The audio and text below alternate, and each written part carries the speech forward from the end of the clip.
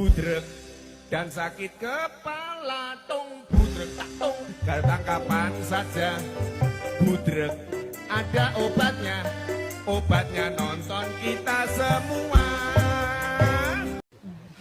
Oke.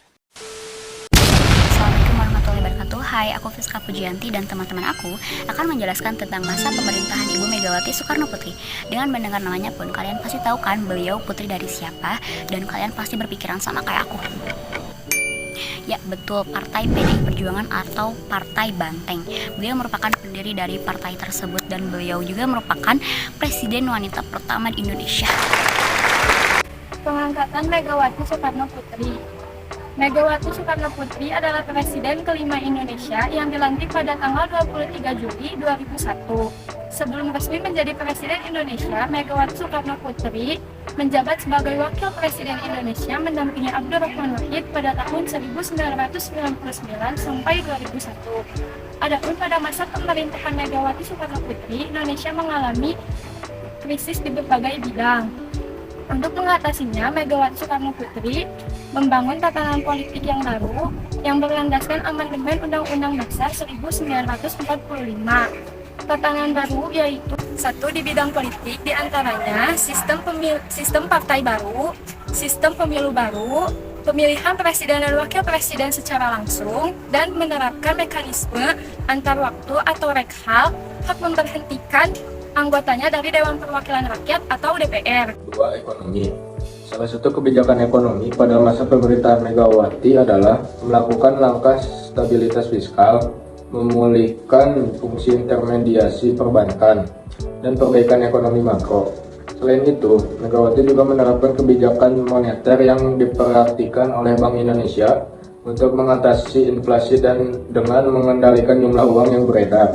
Kemudian, pada 2003, Megawati mengakhiri hubungan kerjasama dengan program reformasi International Monetary Fund.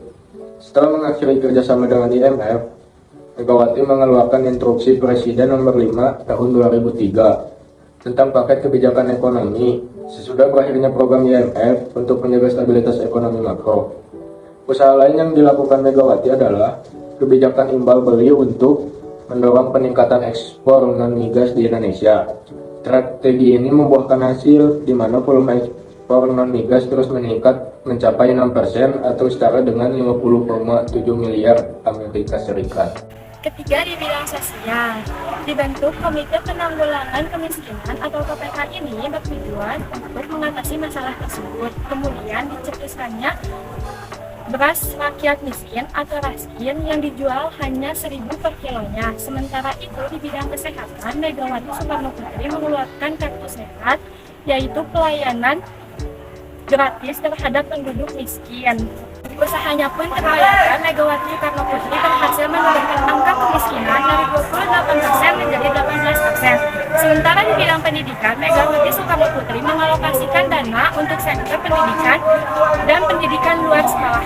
Megawati menjalin hubungan kerjasama internasional, khususnya bersama Asia Tenggara, untuk melawan terorisme.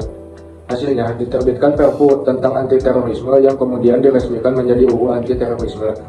Berkat UU ini, pelaku bom Bali tahun 2002 ditangkap dan dihukum mati. Megawati menerapkan beberapa kebijakan hukum di Indonesia, yaitu merumuskan konsep reformasi hukum yang penuh mengkaji perundangan yang berlaku, merevisi, dan memperbarui sejumlah ketentuan perundangan baru, menuntaskan masalah-masalah hukum di masa lalu, serta menerbitkan ketentuan perundangan tentang HAM. Setelah mendengar penjelasan dari teman-teman aku, ternyata banyak juga ya kebijakan beliau yang berhasil, mulai dari pembentukan KPK, diadakannya pemilu, dan yang lain-lain. Tapi ada juga loh peristiwa-peristiwa yang tidak mengenakan pada zaman itu, yakni...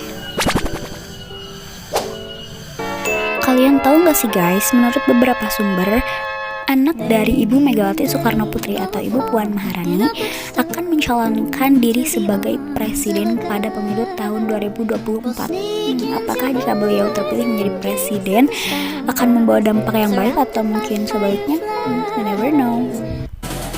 Oke, sekian penjelasan dari Fiska, Ilham, dan Cynthia 12 agama. Mohon maaf bila banyak kesalahan. Bye-bye.